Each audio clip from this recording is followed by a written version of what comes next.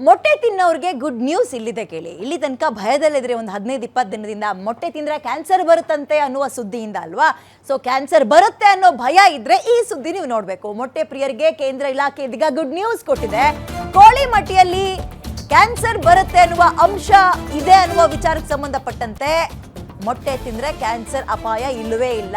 ಕ್ಯಾನ್ಸರ್ಗೆ ರಿಲೇಟೆಡ್ ಆದ ಎಲಿಮೆಂಟ್ಸ್ ಯಾವುದು ಕೂಡ ಅದರಲ್ಲಿ ಇಲ್ಲ. ಹೀಗಂತ ಭಾರತೀಯ ಆಹಾರ ಸುರಕ್ಷತೆ ಮತ್ತು ಗುಣಮಟ್ಟ ಪ್ರಾಧಿಕಾರ ಅಭಯ ಕೊಟ್ಟಿದೆ. FSSAI ಕ್ಲೀನ್ ಚಿಟ್ ಕೊಟ್ಟಿದೆ.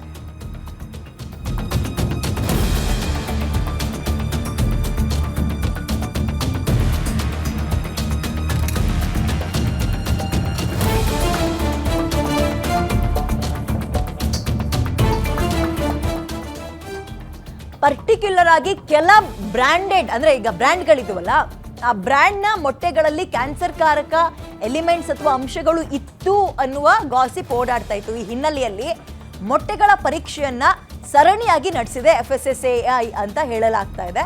ಕ್ಯಾನ್ಸರ್ ಭೀತಿಗೆ ಯಾವುದೇ ವೈಜ್ಞಾನಿಕ ಸಾಕ್ಷ್ಯಗಳು ಸಿಕ್ಕಿಲ್ಲ.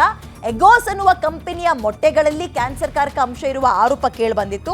ಟ್ರಸ್ಟಿಫೈಡ್ ಎಂಬ ಯೂಟ್ಯೂಬ್ ಚಾನೆಲ್ನಲ್ಲಿ ಆರೋಪ ಕೂಡ ಮಾಡಲಾಗಿತ್ತು. ಓಕೆ, ಅದನ್ನ ಈ ಆರೋಪ ಕೇಳಿ ಬರ್ತಾ ಇದ್ದಂತೆ ಜನರಲ್ಲಿ ನಿಜಕ್ಕೂ ಆತಂಕ ಆಗಿತ್ತು. ಮಕ್ಕಳಿಗೆ ಒಳ್ಳೇದಾಗ್ಲಿ, ಒಳ್ಳೆ ಆಹಾರ ಸಿಗ್ಲಿ ಅಥವಾ ಆರೋಗ್ಯ ಇರಲಿ ಅನ್ನೋ ಕಾರಣಕ್ಕೆ ದಿನಕ್ಕೊಂದು ಮೊಟ್ಟೆ ಕೊಡ್ತಾ ಇದ್ವಿ. ಅದಕ್ಕೂ ಕೂಡ ಹಿಂಗೆ ಬಂತಲ್ಲಪ್ಪ ಕಾಲ, ಅದರಲ್ಲೂ ಕಲಬೆರಕೆನಾ ಅಂತ. ಬಟ್ ಈಗ FSSAI ಅವರು ಹೇಳ್ತಾ ಇರೋದು ಕ್ಯಾನ್ಸರ್ ಕಾರಕ ಅಂಶಗಳು ಇದರಲ್ಲಿ ಇಲ್ಲ ಅಂತ. ಓಕೆ, ಬಟ್ ಈಗ ಆಗಬೇಕಾಗಿರೋ ಕೆಲಸ, ಎಷ್ಟು ಸ್ಯಾಂಪಲ್ಸ್ಗಳನ್ನು ತಗೊಂಡ್ರಿ, ಎಷ್ಟು ಬ್ರ್ಯಾಂಡೆಡ್ನ ಸ್ಯಾಂಪಲ್ಸ್ ತಗೊಂಡ್ರಿ, ಎಗೋಸ್ ಅನ್ನೋದನ್ನ ನೀವು ಕೂಡ ಟೆಸ್ಟ್ ಅಥವಾ ಸ್ಯಾಂಪಲ್ಗೆ ಕಳಿಸಿದ್ರ, ಆ ಲ್ಯಾಬ್ ರಿಪೋರ್ಟ್ ಏನು, ಇನ್ ಕೇಸ್ ಅದರಲ್ಲಿ ಇರಲಿಲ್ಲ, ಕ್ಯಾನ್ಸರ್ ಕಾರಕ ಅಂಶಗಳು ಪತ್ತೆ ಆಗಿಲ್ಲ ಅಂದರೆ ಯಾವುದೋ ಒಬ್ಬ ಯೂಟ್ಯೂಬರು ಇಂತಹ ರೂಮರ್ನ ಹಬ್ಸಿದ್ರು ಅನ್ನೋ ಹಿನ್ನೆಲೆಯಲ್ಲಿ ಅವ್ರ ಮೇಲೆ ಏನು ಕ್ರಮ ತಗೊಳ್ತೀರಿ? ಮುಂದಕ್ಕೆ ಯಾರು ಈ ರೀತಿಯ ದಾರಿ ತಪ್ಪಿಸುವಂತಹ ಕೆಲಸಗಳು ಮಾಡದೇ ಇರೋ ನಿಟ್ಟಿನಲ್ಲಿ ನೀವೇನು ಕ್ರಮ ಕೈಗೊಳ್ತೀರಿ ಅನ್ನೋದನ್ನ FSSAI ಆದಷ್ಟು ಬೇಗ ಕ್ಲಾರಿಟಿ ಕೊಡಬೇಕಾಗಿದೆ.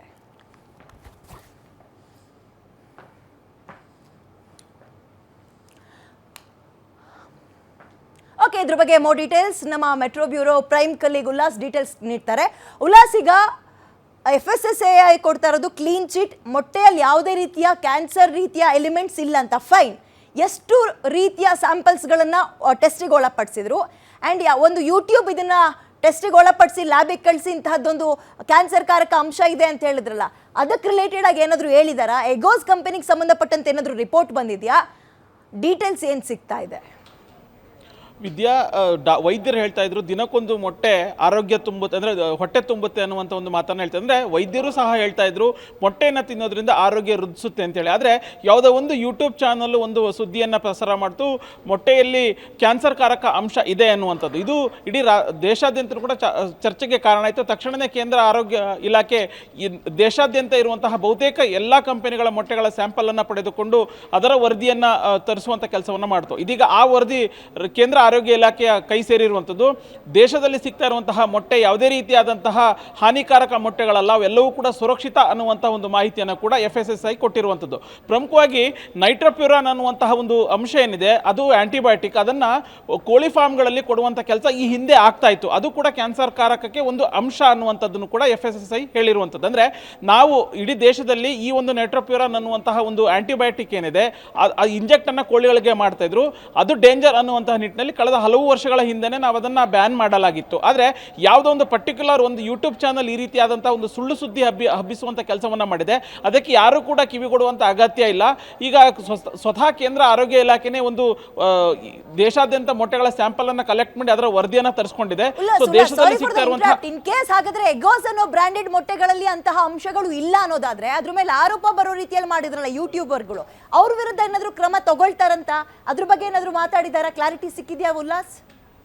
ವಿದ್ಯಾ, ಸದ್ಯಕ್ಕೆ FSSAI ಹೇಳ್ತಾ ಇರುವಂಥದ್ದು ಅದ್ರ ಬಗ್ಗೆ ಯಾವುದೇ ರೀತಿಯಾದಂಥ ಒಂದು ಮಾಹಿತಿಯನ್ನು ಕೊಟ್ಟಿಲ್ಲ. ಆದರೆ ಸದ್ಯಕ್ಕೆ ಇಡೀ ದೇಶದ ಜನರಲ್ಲಿ ಇದ್ದಂತಹ ಒಂದು ಆತಂಕ ಏನು ಅಂತಂದರೆ, ಯಾವ ಮೊಟ್ಟೆಯನ್ನು ಸೇವನೆ ಮಾಡಬೇಕು, ಅದರಲ್ಲೂ ಪ್ರಮುಖವಾಗಿ ಮೊಟ್ಟೆಗಳನ್ನು ಸೇವನೆ ಮಾಡಬೇಕಾ ಮಾಡಬಾರ್ದು ಅನ್ನುವಂಥ ಒಂದಷ್ಟು ಗೊಂದಲ ಆತಂಕ ಇತ್ತು. ಆ ಒಂದು ಆತಂಕವನ್ನು ನಿವಾರಣೆ ಮಾಡುವಂಥ ಕೆಲಸವನ್ನು FSSAI ಕೊಟ್ಟಿರುವಂಥದ್ದು.